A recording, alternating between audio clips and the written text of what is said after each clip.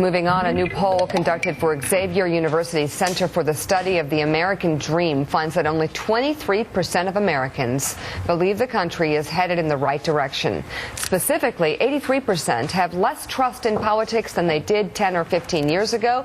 79% have less trust in big business, 78% in government, and 72% in media. Yeah. That's fascinating. Media. That feels just right, actually. I think the viewer is much more Pat, let's go into these numbers really quickly. The right track, wrong track has long been the number that pollsters have looked at to predict a president's performance. These numbers are absolutely horrific. As bad as they've been, Congress's numbers are lower than they've ever been. Yeah. Ever been.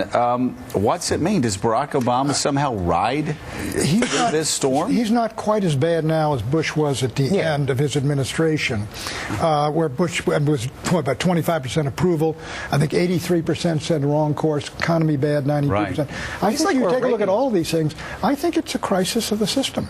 Yeah. It is a systemic crisis. Well, what's remarkable about that is Obama's up at 45% or so, which I think is pretty darn remarkable. Yeah, no, and I think historically speaking, and I talked to David Axelrod about this a while ago, but they're happy where they are politically. What's remarkable about that study is how many people still believe in the American dream and think they can achieve it, which is a great optimism, but we have institutional structures that are just prohibiting people from helping that. Yeah. And the teacher cuts are exactly what I'm talking about, which is that at the same time that people think they have a lifetime of success ahead of them, we're actually cutting the amount of we're teachers. punching ourselves what in we the were talking nose. about yesterday, we were talking about bringing in corporations. Right. People don't have faith in many of the public schools, especially in the inner cities. They're talking about bringing in corporations and charter schools. In other words, what we established, and which was so great in the 50s and 60s, people think that system is failing. Well, we need an we were alternative. talking to Connecticut's governor this week as well, and he tried very hard to find a positive way to look at Washington, but basically said it is not working at its optimum at all. And I would think that is an understatement. But there is a lack of confidence in America right now, in all of the institutions. Look at the scandals that have rocked our major institutions. Exactly. You could let's go just the past decade.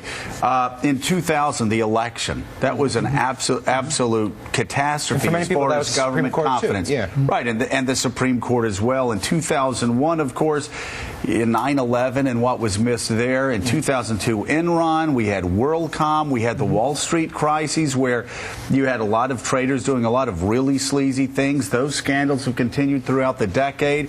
You could go year by year. Katrina and the horrific response to Katrina. Abu Ghraib. Abu Ghraib. But you could go through whether it's the corporations in Wall Street or whether it's the government and all the scandals as far as the government goes. The church. You look at the Catholic Church and the scandals that have rocked the church. One institution that's still respected most, the military. Isn't it fascinating that 40 years after the 60s, the one institution in America that still garners the most respect, the United States military, beyond reproach. Yeah. I think there's an opportunity here for Obama or a Republican yet to be named. Let me just say really quickly, there are two institutions, because I'm leaving out another important institution. You got the military, U.S. military, and Willie Geist. Well, I know. I mean, seriously, you look at Willie Geist and these poll numbers, look at the night. Look at him. Do you trust him to read your sports every morning? Willie, do you want me to do sports for you this morning? No. I think better if we don't, Mika, with due respect.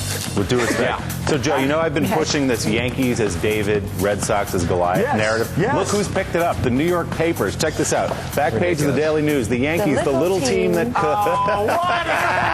and look at this one. Hot dogs. In sports. Hot dogs as in underdogs. The Yankees are the hot underdog in baseball. This is so good.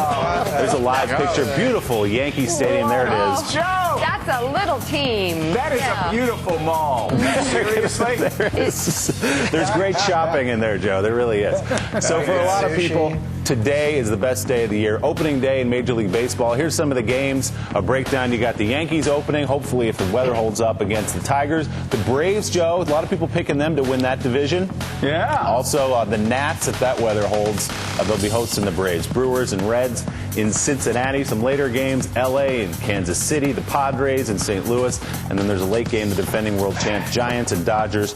Joe, the Red Sox start tomorrow in Texas. But, it's very exciting. Willie, what are your picks, just national American.